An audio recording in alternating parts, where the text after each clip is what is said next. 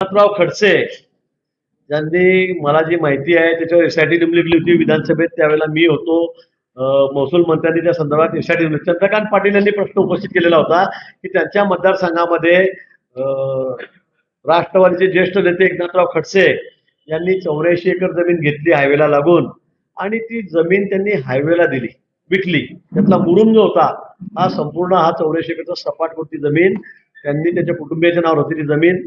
त्यांनी तो मुरुम हायवेला दिला, जो धुळे नागपूर हायवे चाललेला होता त्यांना. आणि हे करत असताना त्यांनी रॉयल्टी मात्र फाडलेली. आज एखादं ट्रॅक्टर रेतीचं असेल, मुरमाचं असेल, खडीचं असेल, लगेच आरटीओ त्यांना पकडतात, तहसीलदार त्यांना पकडतो, पोलीसवाले त्यांना पकडतात. हे पकडल्यावर त्याला जमा करून घेतात, वर्ष 2 वर्ष सुटत नाही. सव्वा लाख एक ब्रासला तुम्ही त्या ठिकाणी त्याला दंड ठोकतात. आणि खडसेंसारखे मंत्री राहिलेले, 7 खात्याचे मंत्री राहिलेले, 15 वर्ष लालदेवच्या गाडीत फिरलेले महसूल मंत्री राहिलेले एक नेते हे 84 एकरचा डोंगर खोदून टाकतात आणि 1 रुपयाची रॉयल्टी काढत नाही. म्हणजे त्यांना असं वाटलं की मांजर दूध पितं आहे, डोळे बंद करता येतं, त्याला कोणी बघत नाही, असा हा प्रकार मला वाटतं झालेला वाटतोय. आणि त्यांनी त्या संदर्भामध्ये सगळा डोंगर पोखरला, सगळा मुरुम विकून टाकला कोणत्या दुर्बईचा. रॉयल्टी मात्र 1 रुपया त्या ठिकाणी भरली नाही.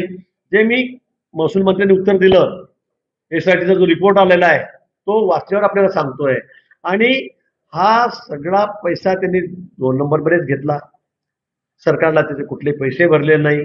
एसआयटी झाल्यावर त्याची सगळी गुगल मॅपिंग झालं, सगळं त्याचं मोजमाप झाली आधुनिक पद्धतीने, आणि जवळपास 137 कोटी रुपये दंड त्यांना या संदर्भामध्ये शासनाने केलेला आहे, महसूल खात्याने केलेला आहे, तहसीलदाराने प्रांताने केलेला आहे. हा मोठा गंभीर गुन्हा आहे खरं म्हणजे तुम्ही एक ट्रॅक्टर पकडलं तर त्या माणसाला एवढं जर करतात. आणि यांनी हजारो ट्रॅक्टर त्या ठिकाणी विकून टाकले, लाखो ब्रास माल विकून टाकला, याकडे कोणी बघितलंही नाही. म्हणजे बाब अधिक गंभीर आहे. आणि म्हणून मग त्यांना शेवटी नोटिसा देऊन त्यांना उत्तर विचारून ते उत्तर देऊ शकले नाही, रॉयल्टी भरलेले दाखवू शकले नाही, आणि म्हणून त्यांना त्या ठिकाणी 137 कोटी रुपया दंड झालेला आहे. ते कोर्टात गेले, सेशन कोर्टात गेले, हायकोर्टात गेले. कोर्टाने त्यांना धुडकावून लावलं, त्यांना त्यांचं म्हणणं ऐकलं नाही. त्यांनी सांगितलं तुम्ही प्रांताकडे जाऊन आधी दाद मागा, तिथे 1/4 पैसे आधी तुम्ही भरा. त्यांना 35 कोटी रुपये त्याच्यामध्ये 1/4 रक्कम आहे, ती व्हाईटमध्ये भरावी लागणार आहे, नंतर दाद मागावी लागणार आहे. पण ते भरू शकले नाही, त्यांनी ती भरली नाही. आणि म्हणून परवा मला वाटतं काहीतरी 2-4 दिवसापासून वाटतं वर्तमानपत्रात आपल्या मधूनच ऐकतो सोशल मीडियातून की त्यांच्या जेवढ्या प्रॉपर्टी आहेत, अगदी फार्म हाऊस असेल, घर असेल, दार असेल, शेती असेल, वाडी असेल, गाडी असेल, सगळ्यांवर आता शासनाने त्यांचा शिक्का मारलेला आहे. त्यांची जी संपत्ती आहे, प्रॉपर्टी आहे, ती शासनाने आता ताब्यात घेतलेली आहे. आणि येणाऱ्या पुढच्या काळामध्ये त्यांनी अजून पैसे नाही भरले तर त्याचा लिलावही होईल, अशी सगळी पद्धत त्या ठिकाणी चाललेली आहे. एवढी माहिती मला त्या संदर्भामध्ये आहे.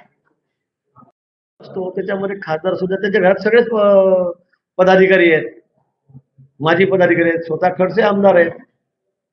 त्याला काय मग त्यांच्या ते सगळ्यांच्या नावावर प्रॉपर्टी आहे त्यांच्या कुटुंबातल्या. खडसे परिवार म्हणजे खडसे परिवार, त्याच्यामध्ये मग खासदारचं आहेतच, त्या पण आहे. त्याच्यामध्ये एक पद्धत आहे या संदर्भामध्ये. आपण कुणाचंही बघा, 2 ब्रासवाले असं त्याचे टाकून लिलाव करतात, पैसे नाही भरले तर त्याची प्रॉपर्टी लिलाव करतात. त्यांचे 137 कोटी रुपये आहेत. आता यांच्या प्रॉपर्टीवर सरकारचा शिक्का बसलेला आहे, सरकार म्हणून त्याच्यावरचं नाव झालेलं आहे. काही म्हणून त्यांना अजून दिली जाईल, आणि त्यानंतरही त्यांनी पैसे नाही भरले तर मग त्याच्या प्रॉपर्टीचा लिलाव होईल. त्या प्रॉपर्टीतून जे पैसे येतील ते होतील, पुन्हा त्याच्यावर जे दायित्व आहे ते राहणारच आहे. निर्णय घेईल, आपण काय सांगू. पण आता तुमच्याकडे 1 रुपया जरी बाकी असली, लाख रुपये जरी बाकी असली तर तुम्हाला तर रोखता येत नाही.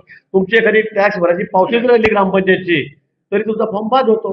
आता मला वाटतं या संदर्भामध्ये कायदा काय आहे, मला पूर्ण काय, मी अज्ञानी आहे फार.